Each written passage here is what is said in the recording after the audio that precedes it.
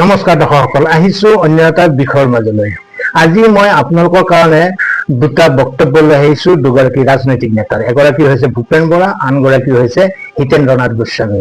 দুয়োগৰাকী নেতাই গৌৰৱ গগৈ সম্পৰ্কে বক্তব্য আগবঢ়াইছে। আহক প্ৰথমতে আমি দুয়োগৰাকীৰ বক্তব্যখিনি শুনি লওঁ।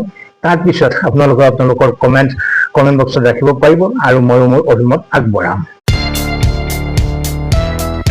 প্ৰথম কথা, গৌৰৱ গগৈ যোৰহাটৰ পৰা জিকিব পাৰিব নোৱাৰে, কাৰণ 24 চনত গৌৰৱ গগৈ 1.5 লাখ ভোটত যোৰহাটত পাৰ্লিয়ামেণ্ট জিকিছিলে।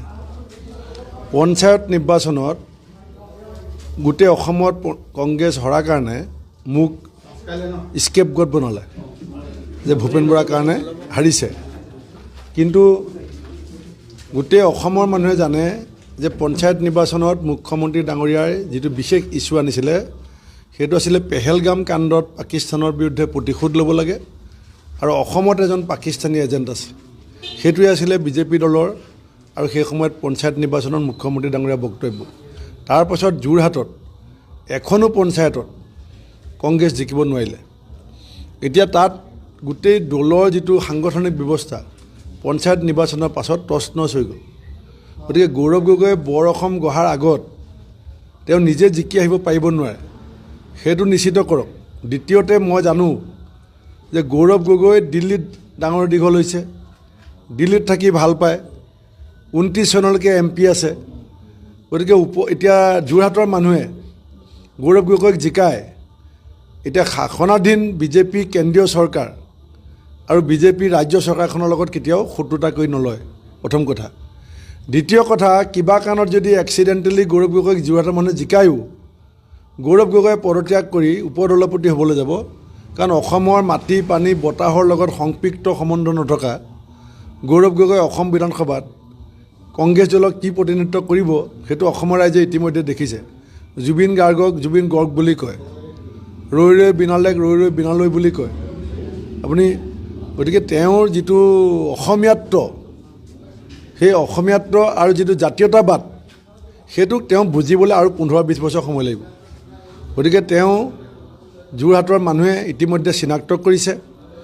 যোৱা 24 চনৰ পাছত যোৰহাটৰ মানুহে যিটো আদৰ সাদৰ কৰি তেওঁক জিকাইছিলে তাৰ বিনিময়ত যোৰহাটৰ মানুহক তেওঁ কি দিলে? টেলিফোন নধৰে, কথা নেপাতে, মানুহক লগ নকৰে, ঘৰত আহিলে মানুহক বহিবলৈ চকী এখন নাই, থিয় কৰাই থয় গুৱাহাটী ঘৰত।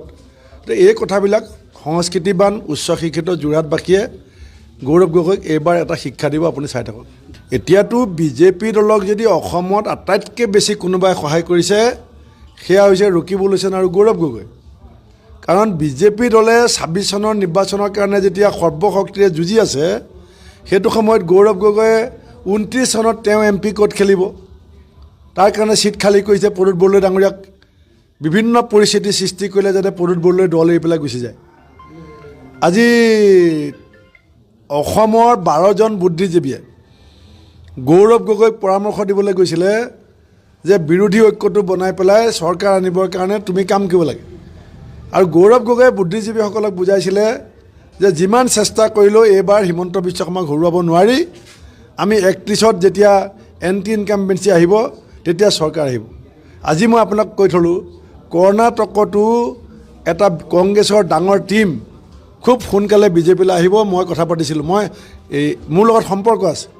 তেলেংগানাত কংগ্ৰেছ দলৰ চৰকাৰ পতন ঘটিব, এটা ডাঙৰ টীম বিজেপিলৈ আহিব, আপোনালোকে চাই থাকক। চেন্স অফ বিলঙিংটো লাগিব। মই গৌৰৱৰ চেন্স অফ বিলঙিং আছে নে নাজানো, কাৰণ তেওঁ যোৱা 2 বছৰ MP হিচাপে তেওঁ এটলিষ্ট এটা মেজৰ কাম ইয়াত কৰিব পাৰিলে। ফৰ এক্সাম্পল, মই ৰাজমাহ পুখুৰীটো ঠিক কৰিলোঁ। তেখেতে আমাৰ ৰজাদিনা যিটো পুখুৰী আছিলে, ৰজাদিনা যিখন জেগা আছিলে, সেইখনৰ কাৰণেও একেলগে তেওঁ মই দুইটা মিলিও কাম কৰিব পাৰোঁ। কিন্তু তেওঁ ক'তো এটা কাম এতিয়ালৈকে মই দেখা নাই। তেওঁ ভাল স্পীচ দিছে তেওঁলোকৰ কংগ্ৰেছৰ বিষয়ে, কিন্তু ফিল্ডত কাম কৰাটো মই তেওঁক তেনেকৈ দেখা নাই। 2 লাখ 3 লাখ 4 লাখৰ কিবা স্কিম দিয়াটো আমাৰ পঞ্চায়তৰ মেম্বাৰসকলেও দিয়ে, কিন্তু মই বিচাৰোঁ যে এটা মেজৰ কাম তেওঁ কৰক যোৰহাটত। কাৰণ তেওঁৰ 5 কোটি টকা তেওঁলোকে পায় বছৰেকত, 50 50 লাখ টকাটো যোৰহাটে পাব লাগে, কাৰণ 10টা সমষ্টি। তেওঁ সেইখিনি কাম ভালকৈ কৰক। এখন স্কুল তেওঁলোকে এখন ধুনীয়াকৈ নিৰ্মাণ কৰাৰ কাৰণে আহিব পাৰে। আমি সব স্কুলবিলাক, গাঁৱৰ স্কুলবিলাক আমি ভাল কৰিছোঁ।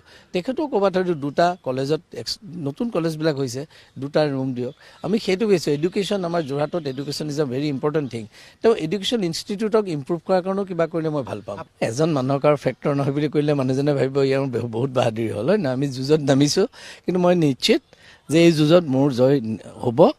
আৰু গৌৰৱক মই কি ক'ম আৰু, মইতো বেয়াটো, তেওঁতো আহিছিলে, কিন্তু তেওঁ নহাকে আচল কথা তেওঁ এমপিতে ভালকৈ থাকিলে ভাল আছিল।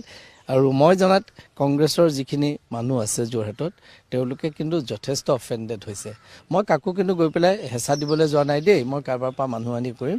কিন্তু মই ভাবোঁ বহুতেই এইবাৰ ভোট নিদিয়ে চাব কংগ্ৰেছ ছাপৰ্টাৰ, কাৰণ they are not happy with the behaviour of mister Gogoi. হয়তো তেওঁৰ পাৰ্চনেল কথা এইটো মই ক'ব নাপায়, যদিও মোক বহুতে আহি কৈছিলে, কিন্তু মই কৈছোঁ আৰু তেওঁলোকেও কৈছে দাদা এইবাৰ আমি সহায় কৰিব বিচাৰোঁ। মই চাবা আকৌ দলে তোমালোকক কিবা কৰিলে আকৌ মোক দোষ নিদিবা, সহায় কৰিলে মইনো কেলৈ নালাগে বুলি ক'ম।